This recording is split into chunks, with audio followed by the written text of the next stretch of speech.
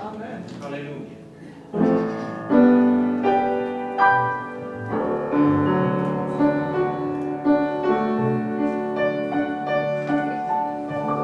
Ég var að orðum í hjarta mitt í morgun þegar Davíð sagði, ég var gladur en menn sögðu við skulum ganga í hús Drottins. The scripture came to me this morning when David said, let's be happy and rejoice to come to the house of the Lord. Og þessi kór að ganga inn í helgidóminn. Ég vil frið að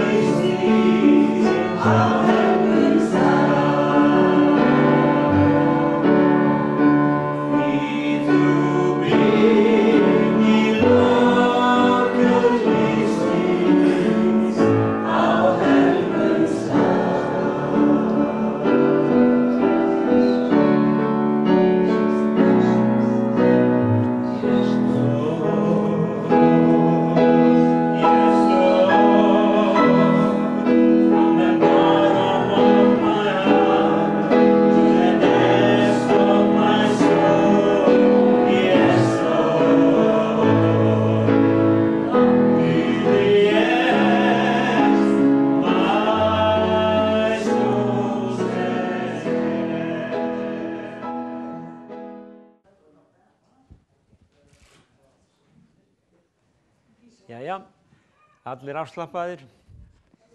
Það eru bænastundir eins og vanalega í vikunni. Við ætlum að fara aðeins erlendis, ég og konan mín. Þið megi biðja fyrir okkur. Amen. Að við getum unnið einhvern fyrir Jesú. Þó maður fari í frí þá erum við aldrei í fríi frá því að vera Guðs börn. Og ég elska það þegar ég get beðið fyrir einhverjum út við sundlaug. Stundum fær maður tækifæri til þess. Amen. Aðalbjörn verður með bænastundirnar hérna á þriðjudögum og föstudögum. Næstu helgi þá koma Óðinn og Ríanón hérna í heimsókn og þjóna til okkar. Ég hlustaði á netinu. Sjáum allt fari sómasamlega fram. Svo kemur Snorri Óskarsson og verið góð við hann. Hann verður 2 helgar með ykkur. Og Hrefna. Kona var included þegar Guð skapaði mannin. Hún var innifalin þegar Guð skapaði mannin, svo ég segi þetta á íslensku.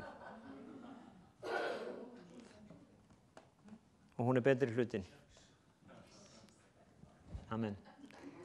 En man einhver hvað ég búin að vera að tala síðustu 4 sunnudaga, að vísu var Snorri hérna síðast. Þegar ég talaði köllin 4 hérna fyrir mörgum árum og spurði hvað hefði verið að tala að þá fekk ég fallenguna því að það mundi það enginn. Ha? Vá. Já. Já. Já, þetta bænahús og þetta hús Guðs. Og ég ætla að halda aðeins áfram með það vegna þess að það okkar sýn fyrir þessa kirkju að vera bænahús. Stundum höfum við aðeins slakað á í því en það það sem Guð hefur kallað okkur til að gera, að biðja fyrir þjóðunum. Og að biðja fyrir landinu og að kalla inn Guðs fólk. Við töluðum síðast að þjóna drottni og við þjónum drottni með því að biðja. Við þjónum drottni með því að biðja. Og til þess að þjóna drottni í bæn, þá þarf það að ganga í gegnum þjálfun. Og það segir á einum staði í Salmónum að hann æfir hendur mínar til bardaga. Það hann. Að drottinn, ef að þú byrjar að þjóna honum í bæn, þá gerist það að hann kemur og hann tekur þig að sér og hann, það að segja hans heilagi andi, hann byrjar að kenna þér. Vegna þess að hann vill fá að nota þig til að þjóna sér. Ef þú ætlar að þjóna bara á veitingastað, bara rétta fólk í glas, þá var það síðast þegar ég vissi til 4 ára iðnnám. Og við erum að tala að þjóna einhverjum sem miklu æðri, eitthvað sem miklu mikilvægara, heldur en að rétta fólk í glas eða skeið. Þannig að ef að þú vilt þjóna Guði, þá tekur hann þig að sér og byrjar að þjálfa þig. En það gerist bara ef að þú býður þig fram. Þannig að ritningarnar sem við höfum notað bænahús mitt á að vera bænahús Matteus 21:12 og við spurðum hver býr í þessu húsi? Guð býr í þessu húsi. Hver á þetta hús? Guð á þetta hús. Hvað gerist í þessu húsi? Jú, það eins og smiðja, við heyrum hamarshögg þegar orð Guðs að hamra í andaheiminum, það verið að leysa fólk, það verið að binda óvini Guðs og það verið að leysa þá sem Guð vill leysa. Að bænahúsið eins og bænasmiðja og þar gerast hlutirnir. Sjáðu til það gerist mikið áður en að tré niður í jörðinni, áður en að tré kemur upp úr jörðinni. Það eru rætur sem fara langt niður áður en að tréð byrjar að vaksa upp.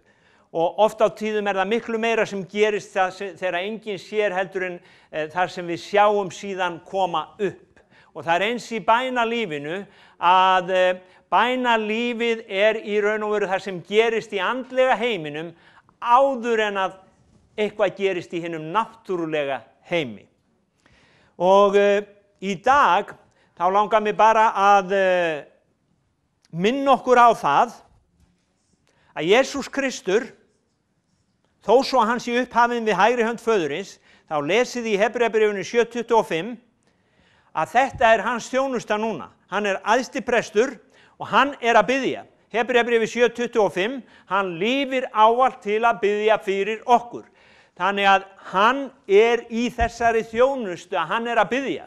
Þegar þú kemur í bænahúsið þá heldur þau bara að sé kannski Kiddi leiðinlegi og Ragnar skemmtilegi og Bersteinn sæti og nei, það Jesús Kristur. Hann mættur til að biðja með þér og öllum hinum. Átti ég að nefna því líka? Sko, fólk fornumast þegar maður segir einhver annar sé myndalegri.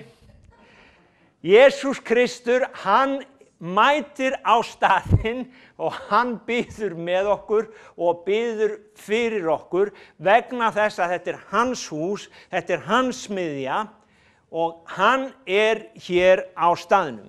En mig langar að lesa frá Lúkasi 18 í dag og þar verið að tala að hann sagði dæmisögu 18:1 það hvernig þeir skyldu stöðugt biðja og eigi þreytast. Og síðan segir hann þessa sögu rangláta dómaran og ég ætla að lesa þetta vegna samhengisins,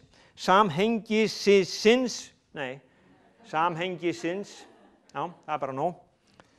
Í borginni var dómari sem hvorki óttaðist Guð né skeytti nokkurn mann.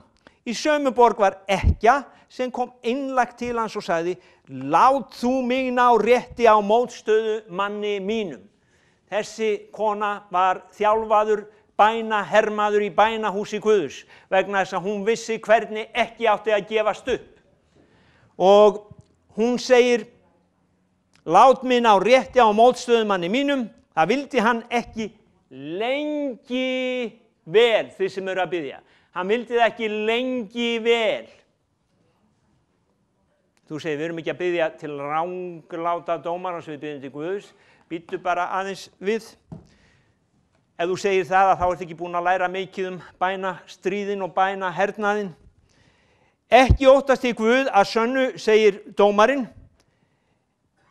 Og ég skeyti ekki nokkurn mann. En þessi ekkja, hún lætur mig aldrei í friði. Því vil ég rétta hlut hennar, að hún gerir út af við mig með þessu nauði sínu. Drottinn mælti, heyri hvað rangláti dómarinn segir, mun Guð þá ekki rétta hlut sína útvöldu, sem hrópa til hans dag og nótt, mun hann draga að hjálpa þeim. Ég segir, hann mun skjótt rétta hlut þeirra, en mun mannssonurinn finna trúna á jörðunni þegar hann kemur. Og má ég heyra, yes, hann finnur hana í mínu hjarta, hann finnur hana í þínu hjarta. Amen. Við ætlum að láta hann finna trúna á jörðunni þegar hann kemur. Við slökum ekki á, við ætlum að vera í trúnni, lifa í trúnni. Trú móttakari. Við höfum sendir, svo höfum við móttakara. Það fullt af sjónvarpsstöðvum og það alveg fullt af efni, allstaðar í loftinu. Ef þú ekki móttakara, þá farið ekki neitt, sérð ekkert. Og það kannski gott að hafa ekki svoleiðis móttakara. Ég ekki að ráðleggja það. En ég bara að fá ykkur til að skilja að þó það sé sendir, að það þarf móttakara til að taka við signalinu. Þið með? Í sumum tækjónum upp á flugvelli sem ég að vinna við, það eru svona dráttarbílar sem loka og opna hliðum, lyfta flugvélunum upp. Þá sendir hérna megin og móttakari hérna megin. Og stundum hef ég lent í því að sendirinn bilaður, þá bara virkar ekkert. Móttakarinn bilaður, þá virkar ekkert heldur. Hvoru tveggja þarf að vera í lagi. En trúin, hún eins og móttakari. Við skulum hafa það svona hérna baka til. Mun mannssonurinn finna móttakaran þegar hann kemur. Mun hann finna móttakaran í hjörtum okkar þegar hann kemur. Þeir skyldu stöðugt biðja og eigi þreytast. Þreytan slekkur á móttakaranum. Þreytan slekkur á móttakaranum. Þreytan, hún drepur niður trúna. Og mér langar að lesa fyrir ykkur hérna bara ritningar alveg frábærar hann Móse og kirkjuna hans í eyðimörkinni. Það í annarri Mósebók. Við skulum líta þar á 2 ritningar þar sem við sjáum þetta svo vel, hvernig þreytan slekkur trúna. Þið þekkið söguna, Ísraelsmenn voru búin að biðja, Guð var búin að senda þeim Móse og Móse var búin að segja þeim að Guð ætlaði að frelsa þá út úr eyðimörkinni og það var svona praise meeting, það var happy hour hjá Ísraelsmönnum í eyðimörkinni. Amen. Ég í kafla 3, vers 31. Kafla 3, vers 31. Og Móse komin og segir, Guð ætlar að redda þessu öllu saman. Nú þrældómnum lokið. Hugsið ykkur, einhver sem búin að vera í þrældómi, einhver sem búin að vera í veikur lengi ef við heimfærðum upp okkar tíma og svo kemur predikarinn og segir, Guð ætlar að lækna þig og þú trúir því og verður bara alveg himinlifandi. Og það sem segir hérna, fólki trúði og þeir heyrðu að drottin hefði vitjað Ísraelsmanna, litið á þeirra, féllu þeir fram og tilbáðu. Fólki trúði. Fólki trúði, það gerði meira, það tilbað af því að það trúði. Það lofaði Guð af því að það trúði. Ok? Svo gerist eitthvað. Svo kemur reynslutíminn. Lækningin, lausnin kom ekki alveg strax. Þú trúðir orðið Guðs, en bara, þegar ég kom heima þá leið mér bara verr. Nú ég ennþá veikari heldur en ég var þegar, og ég var svo blessaður á samkomunni, ég var vissum að ég væri læknaður. Ok? Við skulum sjá hvað gerist hjá þeim. Nú kemur Móse aftur til þeirra, vinnan var þyngd á þeim og það gekk allt á afturfótunum eftir að þeir trúðu. Það oft þannig. Það gekk allt á afturfótunum. Og hvað gerðist? Það kom þreyta inn. Það kom þreyta inn. Kafli 6, vers 9. Önnur Mósebók, kafli 6, vers 9. Nú Guð, hann sendi Móse aftur til Ísraelsmanna og segir, farðu og segðu þeim að ég ætli að leiða þá út eins og ég var búinn að segja þeim. Ég hef ekki skipt skoðun. Ok? Móse sagði Ísraelsmönnum þetta, vers 9, en þeir sinntu honum ekki, sökum hugleysis og vegna hins stranga þrældóms. Engin trú, engin móttakari, engin trú. Þeir bara sinntu honum ekki, þeir hlustuðu ekki á hann.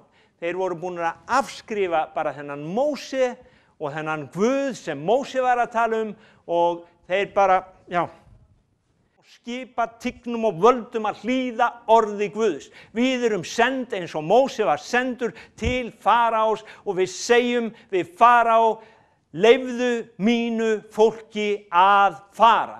Gefðu mínu fólki frelsi frá sjúkdómum, gefðu mínu fólki frelsi frá synd, gefðu mínu fólki laust frá öllu því sem plagar það. Sjáu þessa mynd, með þess að svo stórkostleg mynd. Ég sá þetta ekki fyrr en í morgun. Með svo stórkostleg þegar Guð opnar orðið fyrir okkur. Þegar hann opnar orðið, að þeir voru þreyttir, þeir áttu ekki trú, en þeir áttu fyrirbiðjanda, fyrirbiðjandinn fór og hann batt óvininn og Guð leiddi Ísraels menn út. Og þess vegna það að hann Páll, hann talar það, að það sé svo nauðsynlegt. Og nú ætla ég að lesa fyrir ykkur eina ritningu úr 2. Tímóteus 4:7. að því að það eru sumir sem hafa verið bænahermenn og þeir eru orðnir þreyttir. Og ég trúi að Guð vilji tala til okkar í dag og endurvekja sýnina, endurvekja hugsjónina.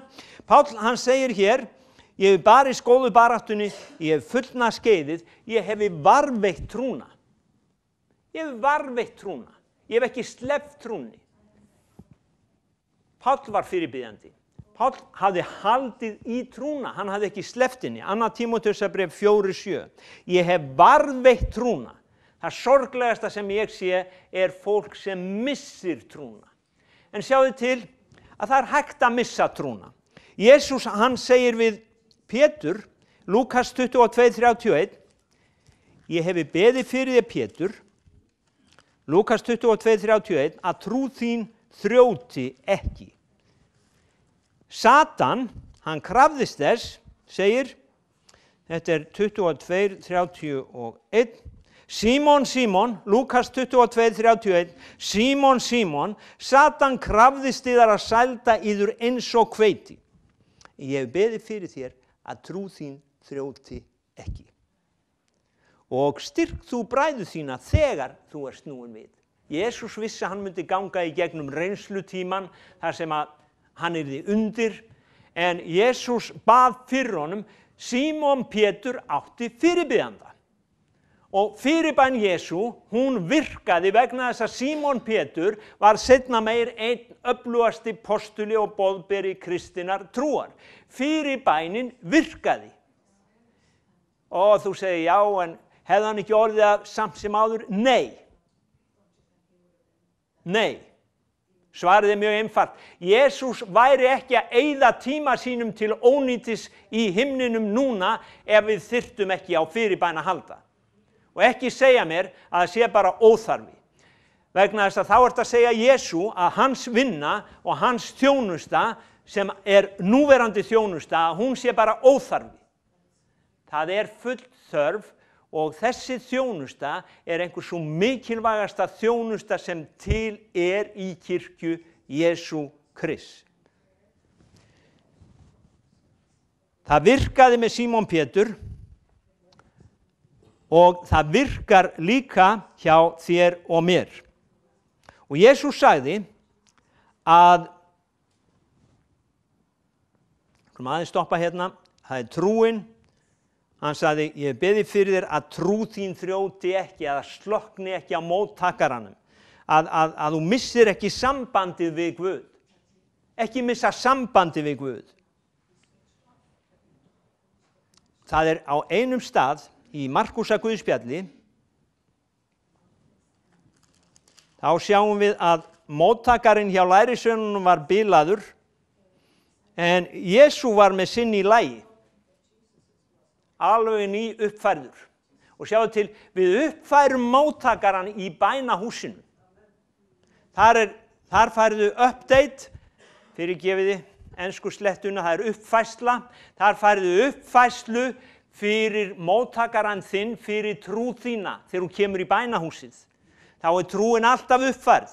Þú getur ekki, sjáðu til, þeir máttu ekki nota gamalt manna í eyðimörkinni, þeir eru að nota nýtt manna, þú getur ekki nota gamla trú, þú verður að hafa nýja trú fyrir daginn í dag. Þannig að hún er uppfærð í bænahúsinu. Sjáðu nú hérna til. Jesús, hann segir við hennan mann sem átti son, sem var kallaður tungsjúkur, og þetta er Markús 9, við skulum lesa frá versi, og lesa þessa sögu hérna, hún er frábær. En einn úr mannfjöldanum svaraði honum, meistari, ég farið til þín son minn sem mállausis andi er í. Markús 9:17. Hvar sem andinn grípur hann, slengir hann honum flötum, hann froðufellir, gnístir tönnum, stirðnar upp. Ég bað lærisveinana þína að reka hann út, en þeir gátu það ekki.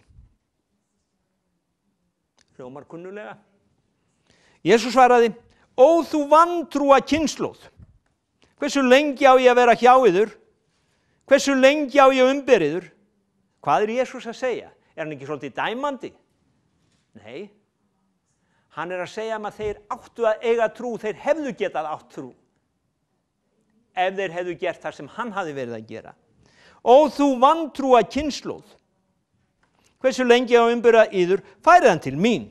Þeir færði hann þá til Jesú, en leið og andinn sá hann, teygði hann drenginn ákaflega, hann féll til jarðar, veltist og froðufeldi. Það kemur allt þarna upp. Og Jesú spurði þá föður hans hve lengi hefur honum liðið svo. Hann sagði, frá bernsku. Oft hefur hann kastað honum í eld, bæði eld og vatn til að fyrirfara honum. Ef þú getur nokkuð þá sjá aumur á okkur og hjálpa okkur. Jesú sagði, ef þú getur, ef þú getur. Finnið þið fyrir trúna, móttakarann manns Jesú. Ef þú getur, sá getur allt sem trúir. Sá getur allt sem trúir. Jafnskjótt hrópar faðir Sveinsins, ég trúi, hjálpa þú vantrú minni. Ég glaður yfir því að faðir Sveinsins átti fyrirbiðjanda. Hann átti fyrirbiðjanda. Nú sér Jesú að mannfjöldi þyrpist að, þá hastar hann á óhreina andan og segir, þú dumbi daufi andi, ég býð þér, far út af honum, kom aldrei framar í hann. Þá æpti andinn, teygði hann mjög, fór en sveinninn var sem nár, svo að flesti sögðu hann dáinn. En Jesús tók í hönd honum og reisti hann upp og hann stóð á fætur. Ok, samkoman búinn, allir upp í kaffi. Jesús var kominn inn og var orðinn einn með lærisveinum sínum. Nú voru þeir að fá sér eitthvað að drekka á með því. Og spurðu þeir hann, heyrðu Jesú, af hverju gátum við ekki rekið hann út? Þá segir Jesús, þetta kyn verður eigi rekið út nema með bæn. Eigum að sjá þetta í Mattheus 17. Þetta kyn verður eigi rekið út nema með bæn. 17, 19, þá komu lærisveinarnir til Jesú og spurðu hann einslega, hvers vegna gátum við ekki rekið hann út? Hann svaraði, vegna þess að yður skorti trú. Okay? Það skorti trú. Og hvar kom trúin? Hún kom í bænahúsinu. Það skorti bæði trú og það skorti bæn. Hann segir, vegna þess að yður skorti trú.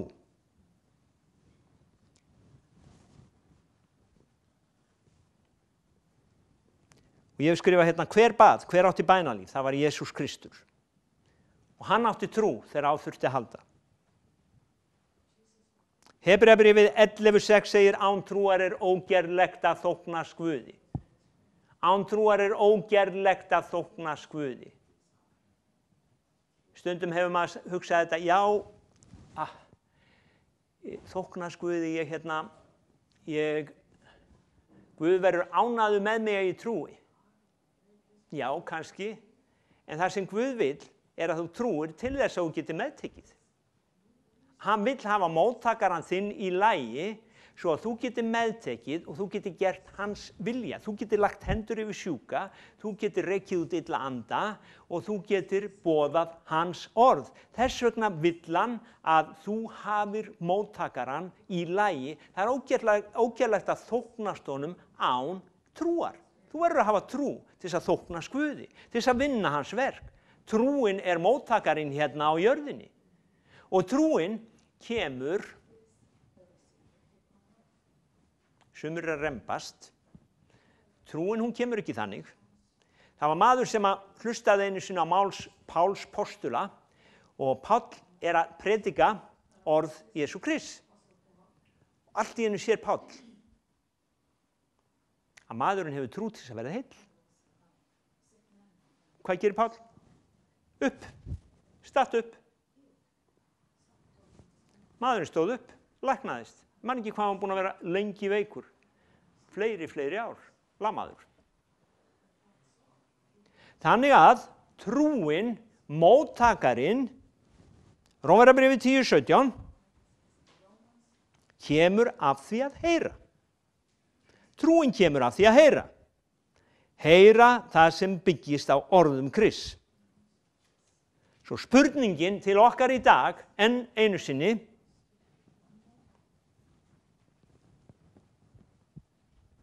Erum við að stilla móttakarana? Erum við að uppfæra þá? Eða jafnvel ekki kveikt á honum? Þú getur fengið svona frá Vodafone, setur það undir sjónvarpið. Ef þú kveikir ekki á því, þá virkar ekkert. En það getur verið þarna. Það getur vel verið í móttakara svona einhverja gamla trú, tókst á móti Jesú, já, fyrir 40 árum. Já, amen. Og svo engin uppfærsla, svo bara móttakarinn þarna, gamli. Spurningin erum við að sitja við fætur Jesú og hlusta á hans orð?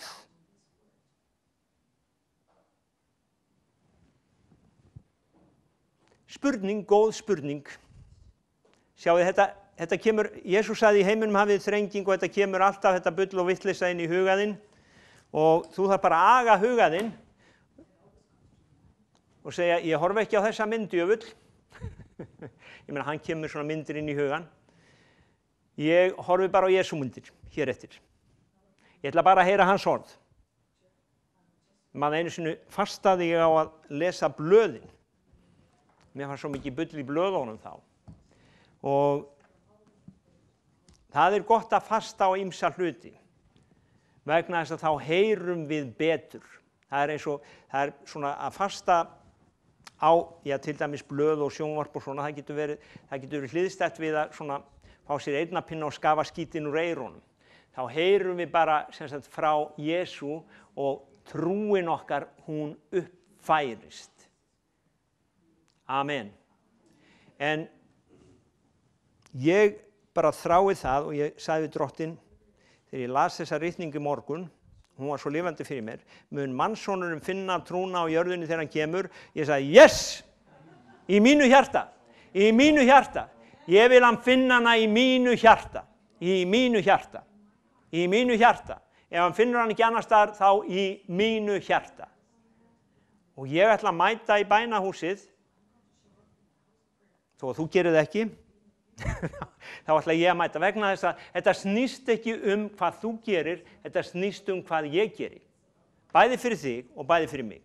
Að við eigum þennan móttakara í lagi. Amen. Amen. Halleluja. Guð góður. Allan tíman. Hann góður allan tíman. Halleluja. Hann bestur, já.